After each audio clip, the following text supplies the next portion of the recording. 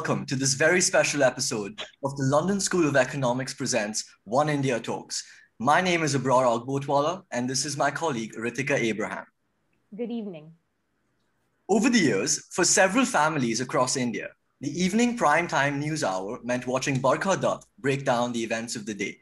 A journalist par extraordinaire, she worked at the NDTV for 21 years, an awardee of the Padma Shri, India's fourth highest civilian award, and now the founder and editor of Mojo Story, an independent news and content organization.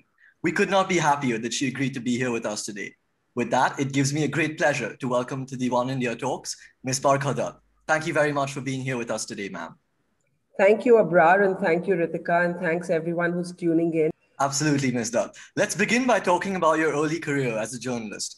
In the 26 years of your career as a journalist, you have reported from the front line, written extensively for international publications such as The Washington Post, hosted your own primetime news show, and also started your own independent media house. I have two questions to begin with. What, according to you, is the difference between writing for a column and/or speaking and reporting in front of a camera? And from all of the above, would you argue one of these forms of reporting was more professionally fulfilling than the other? Great question. And let me first answer what the difference is. The major difference between the medium of the written word and the medium of the visual word is how you write, is the craft of storytelling. So I always tell young people who come to train with me this example. I remember covering the tsunami that had hit Nagapattinam in Tamil Nadu. I think the year was 2003. And I saw as you know, water washed away entire villages and left behind mass graves. I remember this one image that still stays with me of a broken clock that was floating in the water. When I wrote my script for a visual form of storytelling, I used the picture of that clock and I wrote, for this family, time stood still. I didn't actually have to describe the water or the fact that there was a clock or that it was broken. Like, I just had to show the visual and say time stood still. So I use the visual as a metaphor. But had I been writing about this without the aid of the visual storytelling form, I would have had to describe everything visually to bring it alive for those of you who could not see those pictures. And moving pictures are very different from a still photograph, because you might say, well, the newspaper piece could have been accompanied by a photograph, but it would still not have had the same tactile sense. For me personally, I'm a child of television. For me personally, the visual medium is way more fulfilling and also way more difficult, because it requires you to be a good writer. It requires you to have a visual eye. It requires you to be quick on your feet. It requires you to be cogent within minutes. And that is why, though there are many visual journalists, there are very few good broadcast journalists. Thank you, Mr. That was very interesting. But would you say that one is more professionally fulfilling than the others? Well, one is certainly more personally fulfilling than the other, but I would say professionally today, if I were in television still and I hadn't moved to becoming an independent entrepreneur, then I would not find being in television professionally fulfilling any longer. In the direction that Indian television news has taken, it was impossible for me to find any professional fulfillment.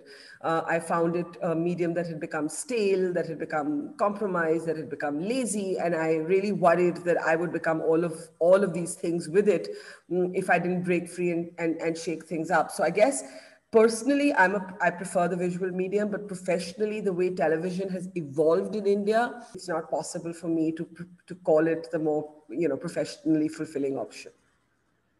And your brand in journalism has often been described as independent and path-breaking even.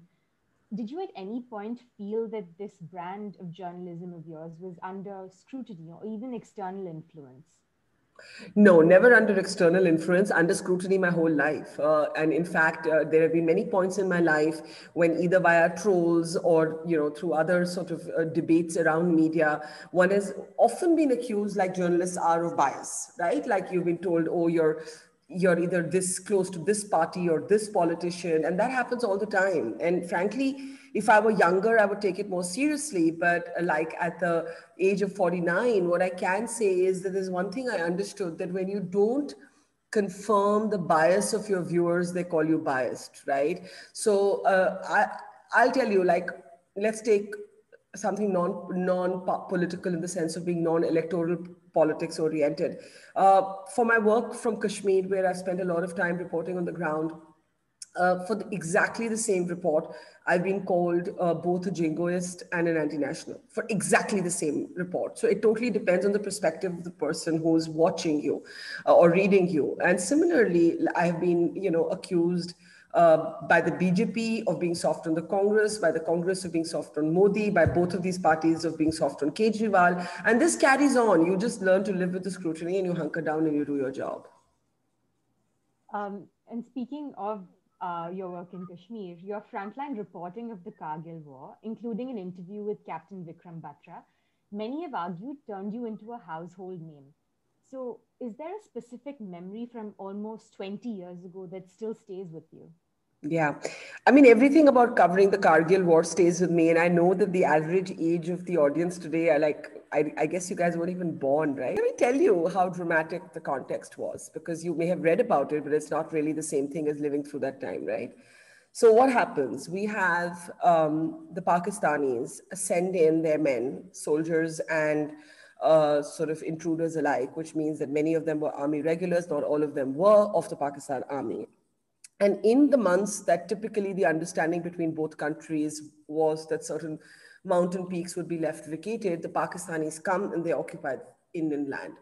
And the Indian army is obviously tasked with the job of getting these intruders out and getting our territory back. Now, you have to remember for context that in 1999, there was no live television possible in Jammu and Kashmir, where Kargil is. There were no broadcast vans. Forget that. There were no mobile phones. Mobile phones came to Kashmir. The restrictions on them were lifted in 2005, if I'm not wrong. So that's the context of the technology. Because how would the footage go back? It would go back with some of us walking on the national highway between Srinagar and Leh, and large parts of the war was unfolding along this highway because the peaks were overlooking this highway. And we would go to pit stops and we would see chopper pilots, and chopper pilots were flying back to big cities with the coffins of our soldiers. And then we would fold our hands and we would beg these pilots, please carry our tape. This was still a tape era. We were still recording on tape. And that is how the footage would go back. We had some satellite phones that would work, that didn't work. They were the same phones that the army was using. There was no way to even dial in a development, right? Now, I call Kargil my masterclass in life. It wasn't just my masterclass in journalism.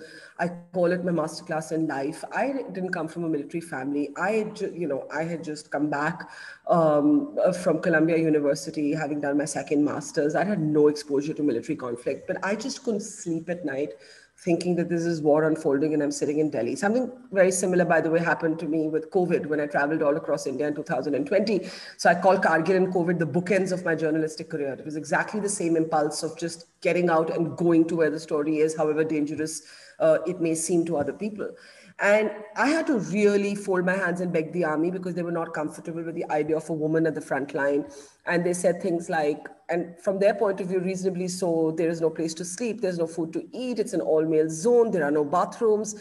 And I had to really convince them that I would go, behind a tree, behind the wheel of a tire, like everybody else. And eventually that's what I did. I lived in a pair of jeans and a shirt for 15 days because bombs from the Pakistani side fell on our car and the driver ran away with my rucksack and went back to, I don't know where he went back to, Kargil or Leh. And so I was left with a single pair of clothes that I was wearing. I was like the only woman among many men. And I was extremely self-conscious of being a girl at the front line. I did not want to show any emotion and all of that. So it was a transformative, probably the toughest story I've done, that and COVID. Those are the two toughest stories of my career. And Vikram Batra was, I got very fascinated, unlike the boys who were telling the stories of the guns and the rocket launchers and the artillery and the ammunition and really the hardware of the war. I got obsessed with telling the story of the software of the war. And by that, I mean, I wanted to tell the story of the human beings. Who were these men? I felt they were roughly my age. Most of them were 23, 24. I was 26 and a half, right? And I really wanted to understand what goes through the mind of a young man who's walking into death, and at least possible death. And many of them did sacrifice their lives and die in the line of duty while I was there. And Vikram Batra was one of my earliest interviews at the front line. And I remember meeting him inside this white tent at the base of one of these mountains of Kargil. And he was sitting with a bunch of guys going through a old tattered copy of Cosmopolitan magazine. That detail always stays with you. And I asked him, aren't you scared? Because I was really trying to understand the idea of fear, of the idea of valor and vulnerability. And he threw back his head and he laughed and he said in his Joshila sort of swashbuckling way, scared? Ye dil mange more. Ye dil mange more at that time was the jingle that Pepsi used to sell cola. But then no one remembered once he'd said in that interview, once he used that line, it became forever associated with him and with the war, and he became the face of the war. And a few days later, he was the first obituary I had to file a report on. And, it was a very deep experience for me. I was young. I had never seen the number of bodies and coffins and this kind of courage. And at the same time, that courage sort of cloaking what was a softness to these boys who would be men. And I became extremely close to his twin brother, Vishal. And in fact, a decade later, we traveled up together back to, he'd never been to Kargil. I was the one who took his twin to Kargil, and we sat at the base of the mountain peak that Vikram had helped recapture, now named after him, called Batra Top. And his twin wrote a letter to him, to his brother, and there together we released that letter into the open blue sky, and we both kind of held each other and wept. And it took me 10 years to be comfortable enough to cry, because in 1999, if I'd cried, they would have said, oh, don't be such a girl. So Kargil literally taught me everything about journalism, about thinking on your feet, about how to displace fear. People always say, weren't you scared? And I'd be lying if I said I was without fear, but I always say that something bigger than fear displaces the fear. It happened in Kargil. It happened during my travels with the virus, 24,000 kilometers that I traveled. The fear stays with you, but something bigger takes over. So yeah, that was Kargil. Thank you very much for that vivid imagery, Ms. Dutt. You say that Kargil and COVID are the two bookends of your career, and we'll come to COVID, but for the moment, I want to stay with the Kargil War. Mm-hmm. I saw in the NDTV Kargil 10-year documentary, you say, and I quote from it, peace that feels like a stranger or maybe a friend. And you also say that it was a journey you were scared to take. For a region that is now considered, by many accounts, the most militarized zone in the world, how would you say your words have fared in these past 10 years after the documentary is filmed? Yeah. So one of the things that we have to understand about soldiers is that there's no one more invested in peace than the men and women in uniform. Because for the rest of us, it's an armchair discussion. For the rest of us, we don't actually have to go and die, right? They have to go and die. And often wars are fought, won or lost by extremely young people in their 20s, just a few years older than all of you are at LSE today. Right. So if you think of it like that, I think basically this documentary, and I urge all of you to see it if you haven't, I took 3 men that I met in the war back to the war zone and tried to see the war 10 years later through their eyes. And there was one Captain Vishal, who I had met in Kargil, who went on to become an instructor of mountain warfare. And, he's the one who actually gave me, I remember when I met him in Kargil and I said the same question to him, aren't you scared? And he said, I can see my life like a short film flashing in front of my eyes. And this is a test of me. And then he went on to teach other soldiers how to fight in the mountains. And I think that my impulse about the mountains turned out to be correct. But more than India-Pakistan, we saw this year that we now have a new militarized zone in Ladakh, which is because of the standoff between India and China. So you actually have 2 fronts that are volatile all along the Himalayas. And so if you were to imagine just that road from Srinagar to Leh, it has 2 possible war fronts, and one with China, the line of actual control, and one, of course, higher up, the dispute with Pakistan. So I think that it is going to be a permanently militarized zone for the foreseeable future, because earlier, at least, there was that sense that India could have a different relationship with China. Prime Minister Modi met with Xi Jinping, if I'm not wrong, 18 times in 6 years. He made 5 trips to China. It was seen to be a very different relationship from the one with Pakistan, but it's ended up being a situation where China is now seen as the more insidious adversary and Pakistan is seen to be almost like a vassal state, an extension of China.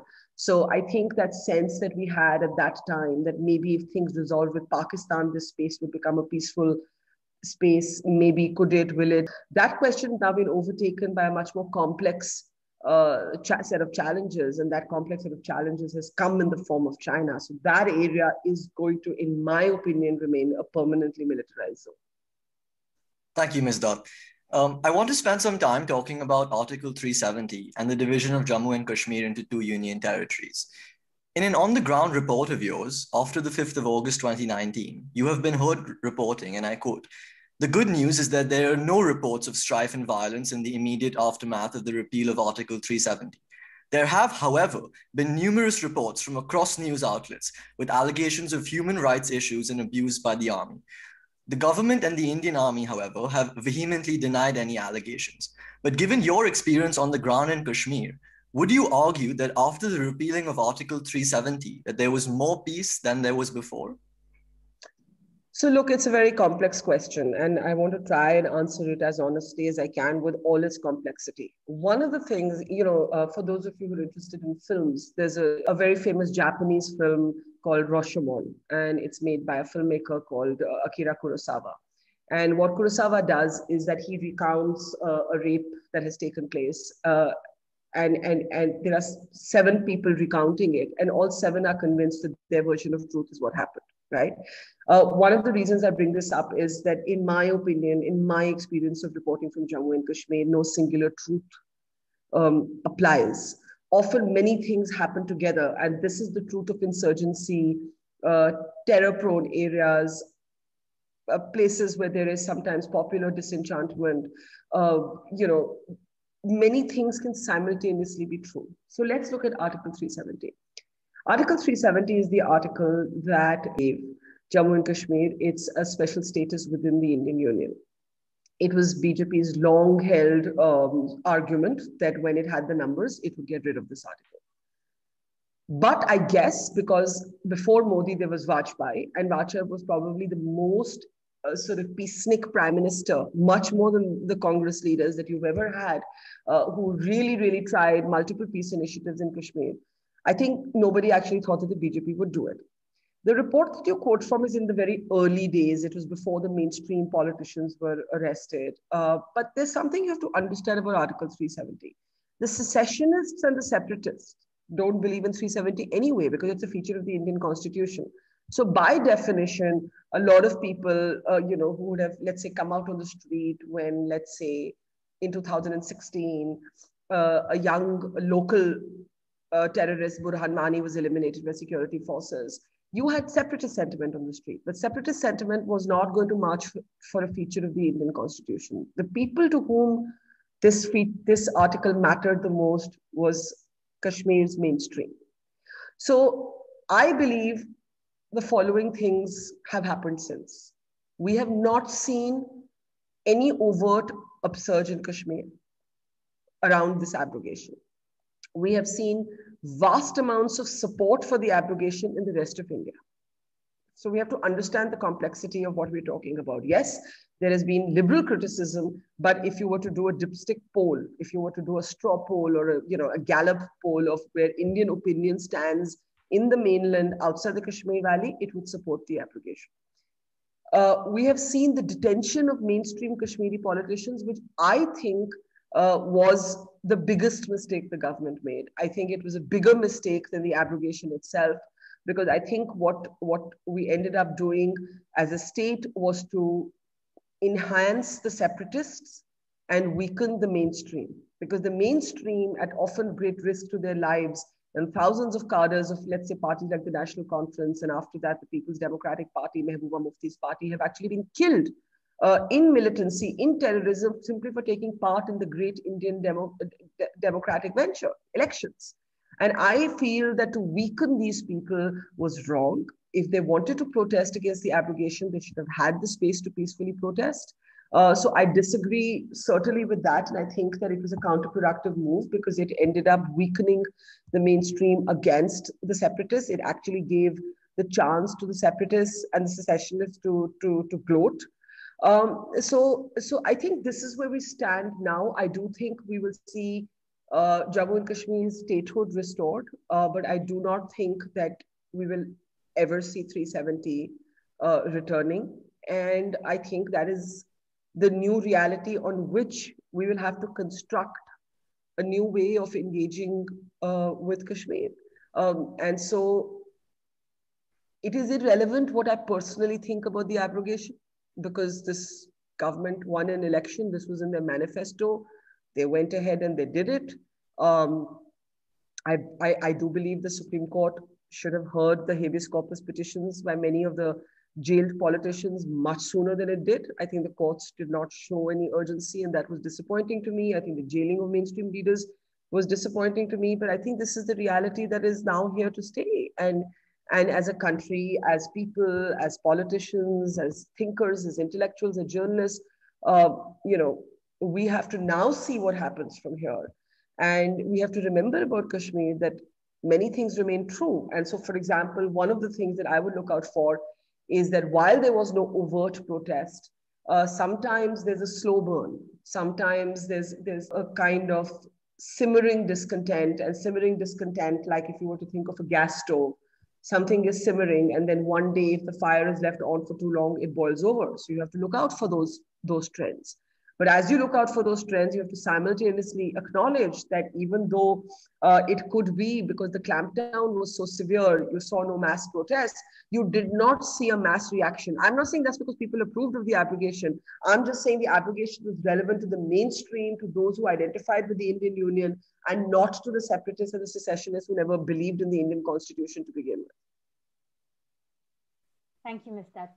The leaders of Kashmir, like you said, mainly members of the People's Democratic Party, so Ms. Mehbooba Mufti, Mr. Farooq Abdullah, and Mr. Omar Abdullah, are arguably seen to have represented the Kashmiri people. However, like you said, in the lead up to the annulment, many of the leaders were put under house arrest. According to the External Affairs Minister himself, the changes in Kashmir were driven by economic development, social progress, and gender justice. So if the government had repealed Article 370 for the benefit of the Kashmiri people, then what was the motivation behind putting these leaders under house arrest? Yeah, I totally disagree with the detention of the mainstream leaders. But I also think, again, to point out how many things can be simultaneously true, credibility of Kashmir's jaded mainstream politics is something that the mainstream leaders will have to reflect on. What happened with them was very unjust, but why was there no mass sympathy for them? You have to wonder, the cadre organized parties. And like I said, people have been willing to die and get killed in Kashmir to take part in the electoral process, to be a political worker.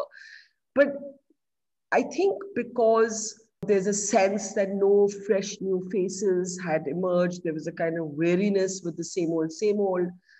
I think two things happened. I think mainstream politicians, I already said, and I don't mind repeating it, I think what happened with them was unfair and it should not have happened.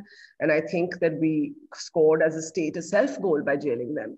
But equally, I believe that since then, you've seen very interesting things happen. You've seen all of the opposition, all of the politicians unite under what was called the Gupkar Alliance in the Kashmir Valley.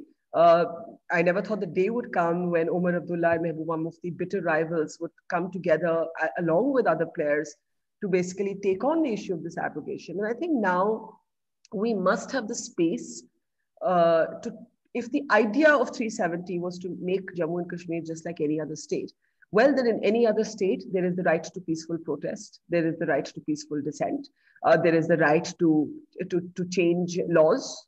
There is the right to question policy. And I think we must see that space and that right for Jammu and Kashmir as we would in any other state. And so on the mainstream politicians issue, I do believe that what happened was not just wrong, but counterproductive. Thank you, Ms. Dutt. Let's turn our attention now to the ongoing COVID-19 pandemic. I wanted to begin this section by a newsmaker, actually a senior BJP leader there in Assam this morning was heard saying, there is no COVID in Assam. There is no need to wear face masks anymore.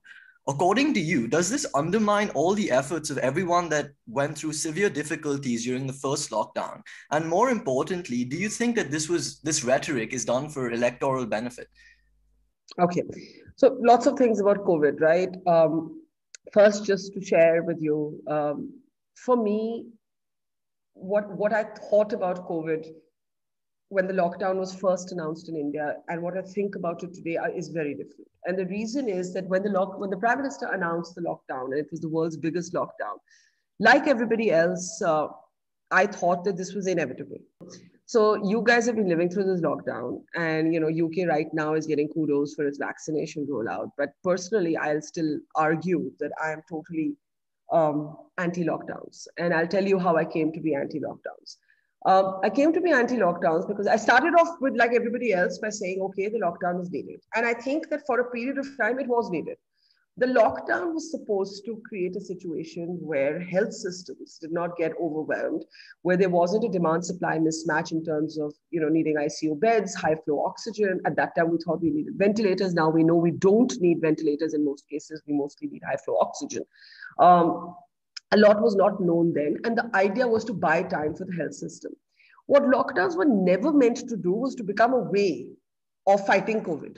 Lockdowns are not medicine against COVID, right? And in a stratified society like India, when we told people stay at home, what did it mean? 92 million households in India, if I remember my data correctly, are households where one room is what the household lives in. I went to Dharavi, Asia's biggest slum, when I was ground reporting the pandemic, and I saw 7 to 8 people pushed into one room. Those people would have been much safer, both in terms of not getting the virus and also not transmitting it, if we had thought that it was safer to be outside in big open public spaces, as we now know, than to be locked away inside with each other, right? So sometimes the great indoors, because you can't sanitize life in India in the way that you can try and do it in the West. We are a bigger nation, we're a more diverse nation, we're an economically unequal nation, right? And then, of course, we saw the migrant exodus, the biggest exodus of human beings since the partition of India, which I spent 2 months walking with those migrants, thousands of kilometers they walked home. I got onto the backs of trucks with them, into trains with them. We took so long to even open our airports. We were the only country in the world where public transport was shut down. I'm just setting the context for what we now know. What we now know is, in my opinion, is that a lockdown is like going on a crash diet to become fit. You will shed some weight rapidly, but the moment you go back to eating, because you've got to go back to eating, you're going to put that weight back on, and you're going to get health complications. Right? So if you look at the lockdown as that kind of metaphor, if you want to get fit, you need to know how to eat better. You need to know how to have a better lifestyle and have a balanced diet and to exercise in proportion. You cannot keep starving yourself to become fit. That is what the lockdown everywhere is doing. It is shutting down economies. It is shutting down countries. It is shutting down life as we know it. And the number of poor people that I have met who have basically said that poverty will now kill us before the virus will. We need to stop and think of all of this. This is now my own view on lockdowns. I do not agree with what Himanta Biswas said about the wearing of masks. I would say, yes, there are certain situations where it's okay. This is what medical experts say, not to wear a mask. For example, if you're taking a walk in an open area and you are at a distance and you're not breathing into somebody's face and you want to take off your mask and walk or run, I think it's okay. But I think if you're in crowded, closed spaces, you need to wear that mask, right? That said, what we really need, if I were drafting policy, I'd say no mass congregations of election rallies, of religious congregations. That we can restrict, but we should mask up and live normally. So I'm not in favor of not living normally. I'm in favor of opening up the world, but masking up. Vaccinating, the biggest difference between now and then is vaccination. And, we can talk a little bit more about this, about we're not vaccinating here as fast as we should. But yeah, that's my take. Ms. Dutt, you said that you were against, having mass like electoral rallies or political rallies or religious gatherings. So I want to come back to my question then, like about the senior BJP leader. Do you think that not just him, but a lot of politicians in our country are using this sort of rhetoric for their electoral benefit because of the amount of states that are going to election in India today? See, I'm not saying postpone the elections, but I think that just like we all found new ways of doing the same thing that we did, right? Like we found new ways of, journalism, you found a new way of doing One India talks. There needed to have been a new way of contesting these elections. But you know what the weird thing is, and I think unfortunately this is what's making large parts of India smug, um, despite a second surge. That COVID in India is very much a phenomenon of the cities. It is not a phenomenon of rural India thus far. The we don't know what's going to happen, and I therefore would not want to risk it. And I would advise against risking it.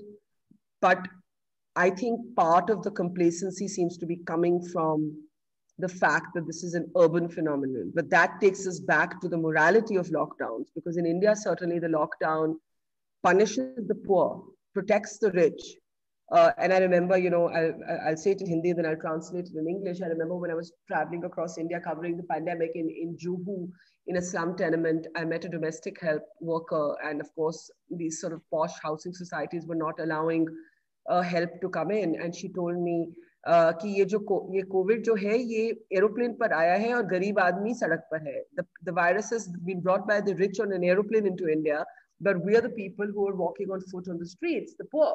So, I think that politicians really need to reflect on what they're doing, because by the way, whether or not they win elections, after that, it's going to become their problem to contain this. If they win, they're the state, they're the government, and it is their problem to contain this. So I don't know why if we can restrict the numbers at weddings, if we can restrict the numbers at funerals, if we can restrict the number at, at mass religious congregations, why can't we restrict the numbers at rallies? Why can't we go to Nukkad style campaigning? I'm not even one of those hardliners who say postpone elections. Life has to go on, right? But then you've got to insist on either masks at rallies. If you can create, middle seats being left vacant on aeroplanes, you can set up your rally in such a way that there's a 1 seat gap between people sitting. It's not difficult. There are ways to do it, and it's unfortunate that this has not been taken seriously. Ms. Dutt, coming to your reporting of the migrant crisis itself, some have characterized the lockdown as being untimely. So would you then argue that the short notice of its announcement was one of the primary causes of the migration crisis itself? I think that I will still forgive the initial panic about the lockdown. Like, I think there was a sense that, oh my God, we need to do this now. But what seems very morally disturbing to me is that I remember that the morning after the lockdown was announced, I went to the borders of Delhi where I live. And I saw this exodus of human beings taking place. And I remember coming back on Twitter and saying to every single chief minister of the bordering states of Delhi that this is what's happening at the borders. And for 72 hours, we had no representation of the Indian state, neither of the central government nor of the state governments. Basically, I think every chief minister believed that if the poor left, it would be fewer people to deal with. No one said that, but this is my interpretation. So there was no attempt to stop them. Nor was there any attempt to send them home. So these are people, men, women, and children who fell between two horrible stools. If they were to stay back, despite a government order saying that they should not be thrown out of their homes, they were mostly daily wage workers. They overnight lost their income. They overnight lost their access to rations or their capacity to buy food. Secondly, we assume that the poor are different from our class in not wanting to be with people that they love when they think they're going to die. I think at that time, in the early stages of paranoia, they had the same impulse that all of us would. And to me, yes, with the benefit of hindsight, we could have planned it better. But I'm still willing to say, okay, at that time, it seemed really important to shut the country down.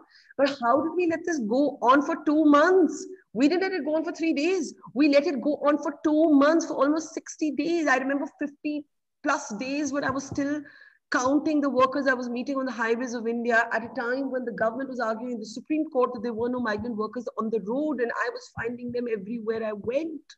Everywhere I went, walking in the heat, walking barefoot, being abused by the police. Instead of the lockdown becoming like a civil movement in our country, it became a police enforced curfew. And so you had the poor fighting with police people at the barricades, sometimes getting beaten by them, sometimes getting abused by them, selling their phones. to buy one place in the back of a crowded truck where like thousands of people were pushed into these trucks when they got tired of walking, and and and we let this go on. So we can forgive mistakes that are made inadvertently because everybody was dealing with an unprecedented situation.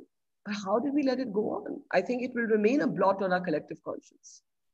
Ms. Dutt, I want to stay with that for a second. There was a circulation of numerous videos around the time that you were on the ground reporting that we all saw, not just in India, but across the world, of the plight of the migrant workers. Having reported this occurrence on the ground and interacting with people who actually had to make the journey, what did the people who you spoke to have to say about the government's handling of the lockdown in its entirety? And also, would the experience of the migrant workers have been any different if the government had handled the announcement of the lockdown in a different manner? I think two things. I mean, when people were walking, there was rage in some and resignation in others. There was no one mood. So certainly, I remember this young man I met who was walking, who worked in a Maruti car factory, and he was walking to his village in Uttar Pradesh. And I remember he said to me that, is it just because we're poor that nobody even thinks that we deserve a bus?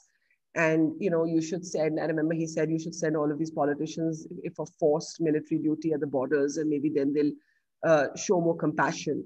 And then I remember meeting another very poor man at a graveyard, and as he was burying his mother, he said, the poor in this country are going to die like flies. So I think there was really that sense of being punished for being poor, of really having been forced into becoming India's invisible people. But in others, the anger was not even at the government, it was at the employer. Because I remember a lot of them saying that, hamare lala, as they referred to the person employing them, hamare lala ne hame phone bhi nahi kiya. Our employer didn't even call us to see if we are okay. Some had stories of kindness, but many people's rage was with their immediate point of authority, which the state maybe seems too far, too big. But the employer, the fact that people were, these were people who were traveling home without money.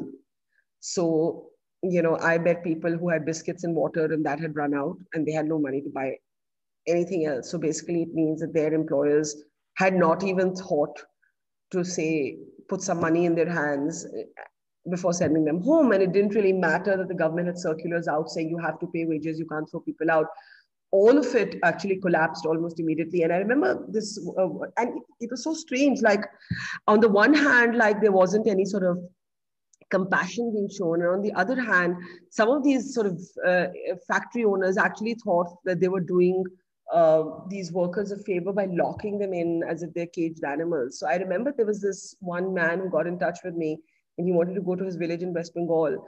And the factory where he worked had actually locked all of them in and put like a huge barricade, and they were allowed like pets in a zoo out for 1 hour in the morning to go and buy vegetables or whatever, and otherwise they were locked. When I say locked, I mean that they just lived in this sort of amidst gravel and sand and stone in these little shanties, and then there was this big giant aluminium wall that had been erected by these factory owners, and there was lock and key on it. And somehow I managed to get inside and I managed to film this story. And as I was filming it, the security guards of this factory came and they locked us in. They confiscated our cameras, what we had shot on. And of course, because I have privilege, I was able to shout and scream and create such a ruckus that I was able to get out and tell the story. But the fact that this was happening in the India of 2020, that owners were locking away their workers and actually thinking that they were doing them a favor and actually thinking that they were keeping them safe, right? So I think you saw a lot of people turn into tin pot dictators, housing societies, resident welfare associations, and everywhere in the name of keeping people safe, you saw the worst sort of class bias. And I think that shame, that's why I'm saying that shame belongs to all of us. It's not just one entity's shame. Could it have been planned better? Of course, it could have been planned better. But I will again say that I'm still willing to allow for the fact that there was chaos in the first 72 hours. I'm not willing to allow for the fact that we just kept looking away. There was such little reporting on it. The biggest television channels refused to get out of their studios. Nobody went out. The handful of local reporters, one or two of us on the streets, following these workers and some photographers, and that was it. And even TV like totally failed this moment. And it was only like literally after some of us were hammering this home that we saw the intervention happening. So while there is some some allowance to be made for the fact that governments all over the world made mistakes because it was an unprecedented situation. There is no allowance for the fact that millions of Indians were just treated as if they didn't exist. Absolutely. Thank you very much, Ms. Dutt. Let's segue slightly into something that is happening in Delhi, that happened in Delhi very recently, actually. The President of India, Shri Ramnath Kovindji, recently gave his assent to the Government of National Capital and Territory of Delhi Bill, or the GNCTD Bill. This bill amends the law made in 1991, specifically Article 239AA, by stipulating that the expression government shall mean the Lieutenant Governor. And the bill also provides that before taking any executive action, the opinion of the Lieutenant Governor shall be obtained. Mr. P. Chidambaram, who we recently had on the One India Talks, said that by legislative legerdemain, the Modi government has installed its viceroy in Delhi. The center has argued that they have time and again consulted the constitution. However, one could argue that this eschews the undercutting or the undermining of federalism in India, and that this is just the latest example of that. Do you concur that the idea of federalism in India is diminishing today? I do, on the fact that I do think that federalism is getting weakened. And the prime example of that, more than this legislative example, is the fact that states are not being allowed to construct their own vaccine policies, right? So, for example, Maharashtra, which accounts for 61% of the cases today, wanted to go door to door with vaccines and the center didn't give them consent. I don't think Maharashtra should have needed the center's consent for this, right? I think if Maharashtra wants to universalize its vaccination program and give vaccines to everybody above 18, it should not need the center's consent for this. So to me, that is an almost bigger example of eroding federalism. I think this is what happens when you have very powerful electorally when there is huge electoral support for one or the other party. I think we saw this at the peak with respect to Mr. Chidambaram, whom I've known for many years. We saw the Congress muscle flexing and weakening institutions when it had the numbers, and now we're seeing the BJP do the same because it has the numbers. But some responsibility must lie with the regional parties for not pushing back, right? What we're also seeing happening is almost like a number of these small regional parties, no one will admit to it, but cutting deals, it seems to me, with the BJP to almost say, okay, you let us operate in our small little backyard and, and we'll just sort of be who we are here. And you've seen so many of these parties support the central government on some of its policies, almost, it would seem, in exchange for being left alone, right? So if typical parliamentary democracy would have played out with a much more united opposition, the fact is that even on this legislative bill, where is the opposition? It made a little bit of noise. It's not as if the national opposition or all the opposition parties came together and made a huge fuss, even though each one of them knows that today it's Delhi, tomorrow it could be some other state in some other way.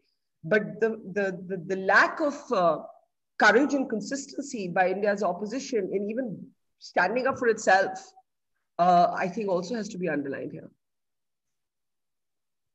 Just moving on to, we wanted to spend some time talking about the status of women in India today. So women have arguably been under increasing persecution across accounts over the last few years, from increasing cases of domestic violence to women's safety issues, especially due to the lockdown and the need to stay indoors or in enclosed spaces. According to the National Commission for Women India, the rate of domestic violence increased significantly. Specifically to quote, in early April 2020, there has been a 100% increase in complaints related to violence against women.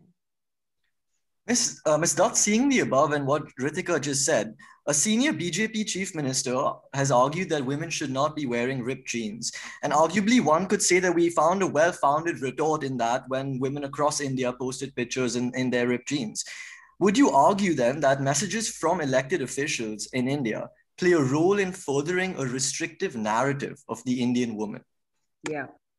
Firstly, it was so ridiculous, that ripped jeans comment, that I remember I tweeted saying, rip and we won't rest in peace, right? So we'll do the opposite of resting in peace. And it was just so idiotic that I think even women members of the BJP were compelled to take a public position against what had been said by the Uttarakhand chief minister. Absolutely bizarre.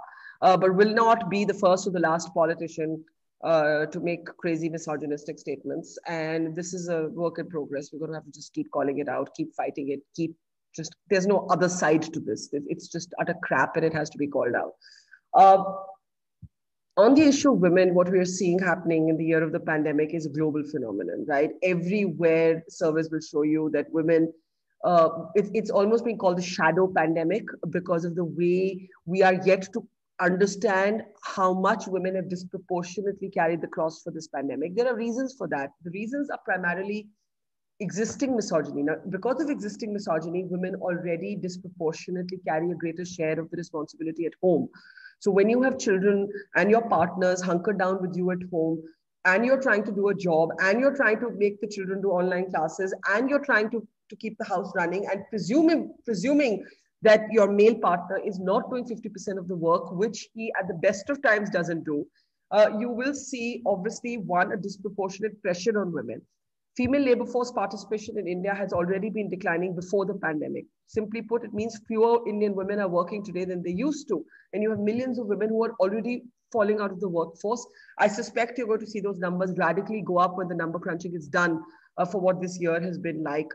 I would be very, very concerned to look at the data on how many women return to work when work from work actually opens up more fully. And finally, of course, there has been the issue of domestic violence and child sexual abuse. And we have seen a horrific spike in the cases here.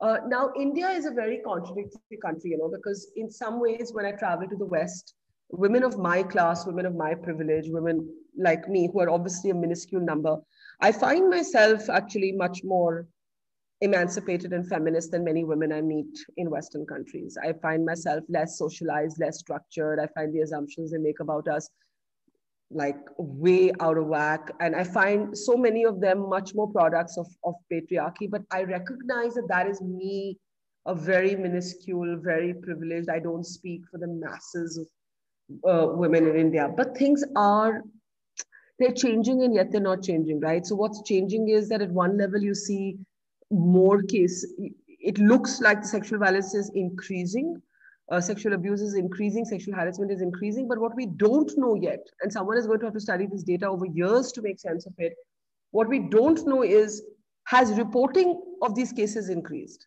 or has the incidence of these cases increased? And if the reporting has increased, that's a good thing, because that means the stigma, the silence, the taboo around these subjects is going, and we just don't know the answer to that. We don't right now know whether in absolute numbers, the violence and abuse and the harassment is increasing, or whether women are finding their voice. The fact that people have, that the National Commission for Women was able to report an increase in these calls, at one level, the only silver lining I can see in this is that more women are now speaking up. Ms. Dutt, coming slightly back to what the senior BJP chief minister said, I know you said that there was no other side to it, but his defense was of protecting the culture of India.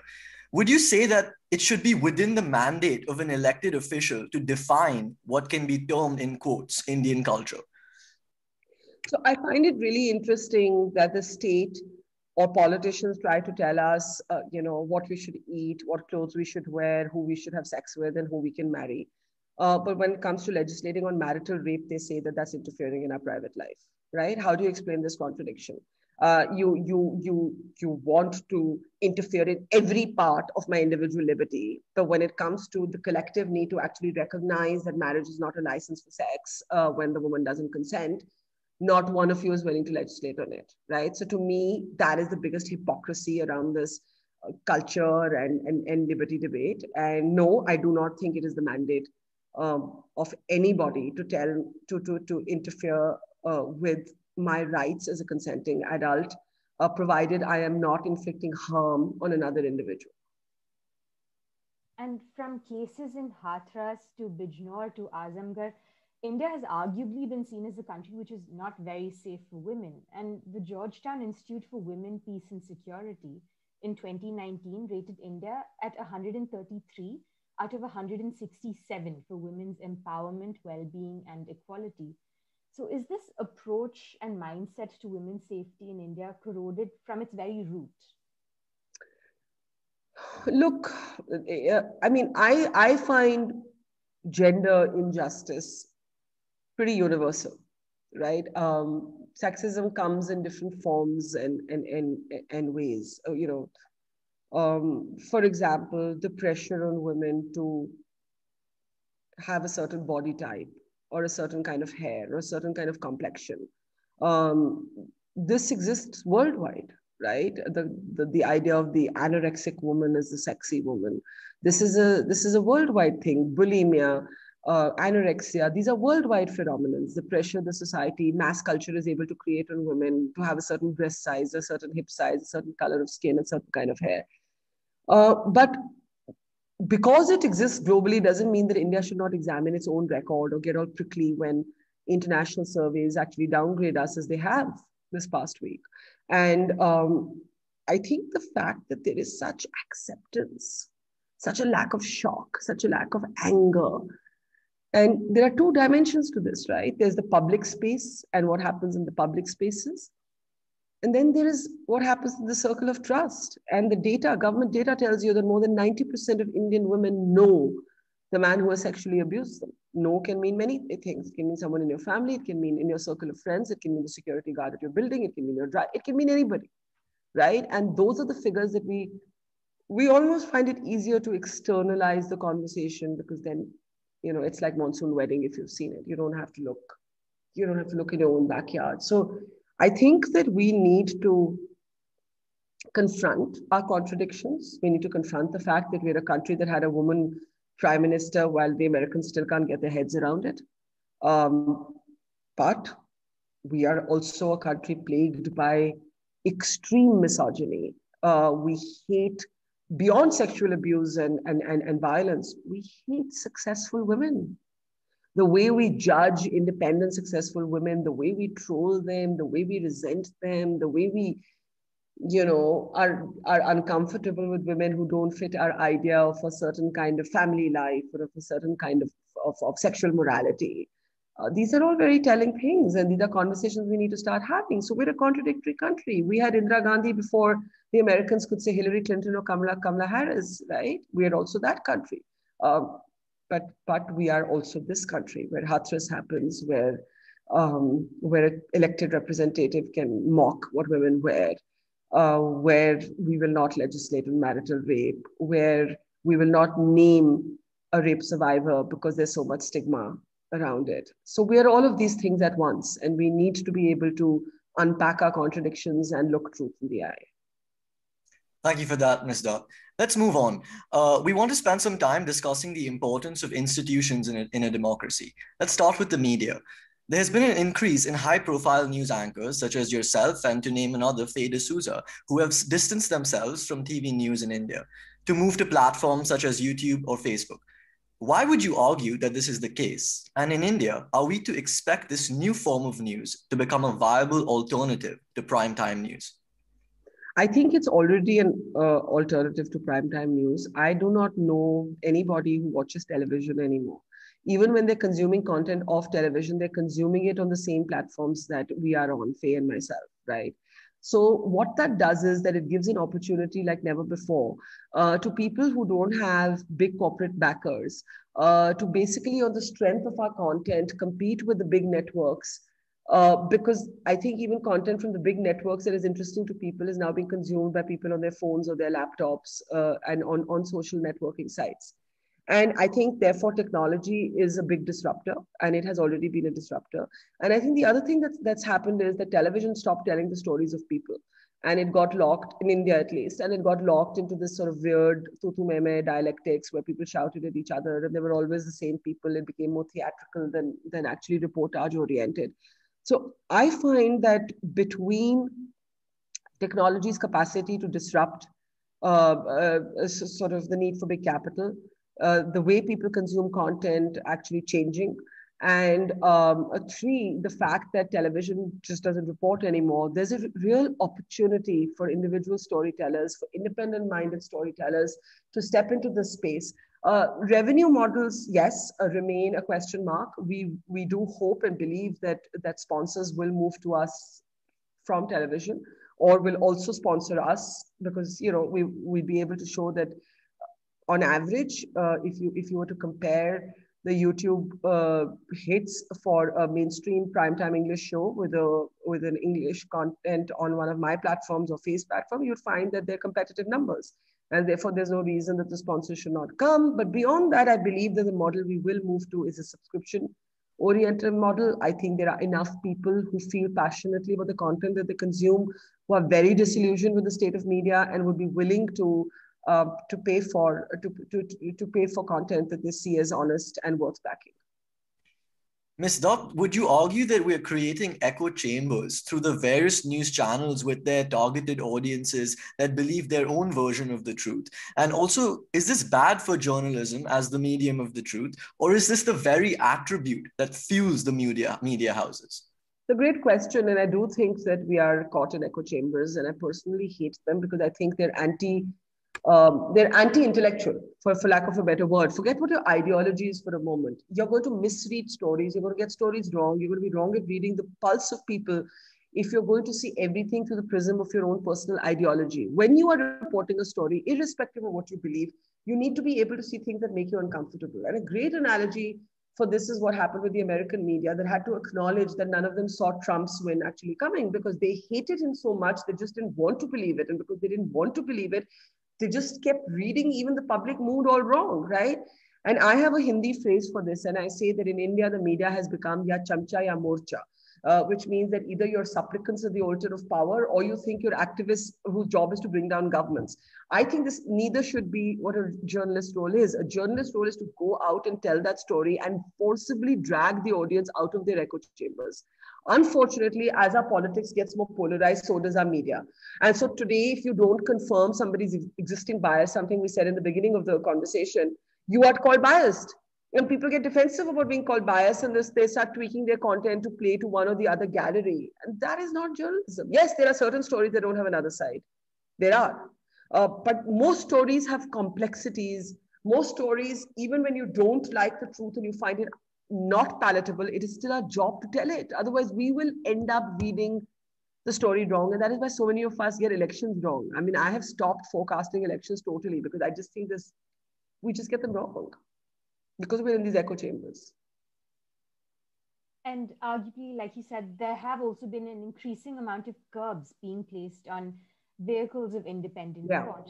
And we wanted to specifically focus for a bit on educational institutions. We've all witnessed what's been happening recently at Ashoka University. So would you argue that along with the media, as we just discussed, educational institutions in India are also under threat of censorship? And in India, is this a new phenomenon or is it a tool that has been employed to similar ends by previous governments? Look, the point is that no politician likes a free press. And what really worries me is that so much of our mainstream press has been so willing to be supplicants at the altar of power that now, irrespective of who wins the next election, I think politicians are going to accept that this is now, the template of the media that they've come to accept, right? So one, I would say that we can blame governments or we can blame the government for not liking the press, for curbing it. I'm certainly very concerned about many of the new guidelines that have come to control digital content, for example, which clearly the government sees as the future, or maybe even the present. But, when I look at what happened at Ashoka, again, like sometimes I feel like, or when I see what is happening with filmmakers or with the OTT platforms like Netflix and Amazon, again, sometimes I feel like it is also the job of creators, of professors, of universities to stand up and to speak up, right? So you can't have a phenomenon where courtiers are more loyal than the king, where there's this whisper about, oh, if you have Pratap Bhanu Mehta, he's so critical of the government. And so, maybe we won't get this and we won't get that. It can't be this whisper campaign, right? I think you have to have insulated spaces. And I'll give you an example. I'm a columnist for the Washington Post. The Washington Post is now owned by Jeff Bezos. Jeff Bezos owns Amazon. But there's no question, because of the First Amendment rights in America, that Bezos can tell the Post what to write or what not to write. And that separation between promoters and entities, whether it's universities like Ashoka, whether it's media houses, that's the separation that doesn't exist here. We need to grow deeper roots on institutional freedom. You cannot have people who put money in a venture not having the separation between, you cannot have investors also turn editors. You cannot have investors also turn vice chancellors or telling the vice chancellors what to do. And I think that is the main problem, that we are seeing business interests and fears of corporate India everywhere, from media to private universities, get muddled with how these spaces should be run. And we really need to be fighting for institutional freedom. And I always say that while India is a great electoral democracy and we do the peaceful transition of power, well, if you see it, what happened with the Americans this time, we almost do it better in some ways and more smoothly. We're great at electoral democracy, but we are not so good at institutional democracy. And we need to be strengthening what happens in this country between elections. We know what happens during elections, and we know how to be an electoral democracy. But what about that space that exists between elections? And institutional democracy, the health of our institutional democracy does worry me considerably. Thank you, Ms. Dutt. As we come to wrapping up this interview, we want to spend our last few questions talking about young leaders in India today and the vision for India in 2022. Starting with today, when there are so many avenues through which one can obtain information about what is happening around us, as we were discussing earlier, what advice would you give to young people regarding how to consume news and information in a responsible manner? So people always say that, so how do we know whether someone's telling us the truth? And I'd say that, look, the point is, one, today there are actually very good fact-checking sites. There's, two from India that I can recommend. One is Alt News and the other is Boom. And they actually, and they do it without ideological bias. I mean, people say, oh, they're anti-Modi. I've seen any number of times where they've called out a fake video that's been used by the opposition and said, oh, this is fake, right? So one, there are fact-checking sites. Do consume them. They've got very compelling content. Two, try and consume multiple sources. Don't just gravitate towards, I agree with this person, so I'll listen to this person, right? Try and consciously step out of your echo chamber by consuming multiple sources of content, particularly from ideologies that you dislike. I think somewhere that will help. And three, please look for verifiable, attributable sources. It's fashionable today to say that everyone with a phone is a broadcaster or a journalist. No, that is not true. For example, I do not allow my research team to use Wikipedia ever. But I do, if we, for example, carry a quote or a graphic or a statistic, it's only from institutions with some years of standing, or which are quotable or which are academic journals. So please always look for verifiable information. Don't just Google. And the last thing is, WhatsApp forwards are the biggest sort of carriers of fake news. They're as contagious as coronavirus. Beware of WhatsApp forwards. Thank you, Ms. Dutt. And we all know of social media empowering human beings, like you said, but there are also several ways and platforms through which one can get involved. What ways would you say would be the most effective for young people to voice their opinions? Well, I mean, I think that you're going to find that a lot of independent digital platforms are now going to be looking for user-generated content because they're not backed by corporate media. And I think those are platforms. Look at the younger, newer media models. They're all very keen to find new voices. They're all very keen, and I include myself in that, to distinguish ourselves from legacy media, to distinguish ourselves from the same four people that you see on primetime television every night. And I think look at those younger models and have an interface with them. Many of us would welcome content from people like yourselves. And recently, there have been several international reports from Freedom House and one from Sweden, and both of them demote India to a ranking which likens it to countries with not very democratic credentials. And the government argues that they don't need outside approval for what they do domestically. But do you agree with the government stance, A? And what would you say is the validity of such a report? So I have to say, in this case, I agree with neither.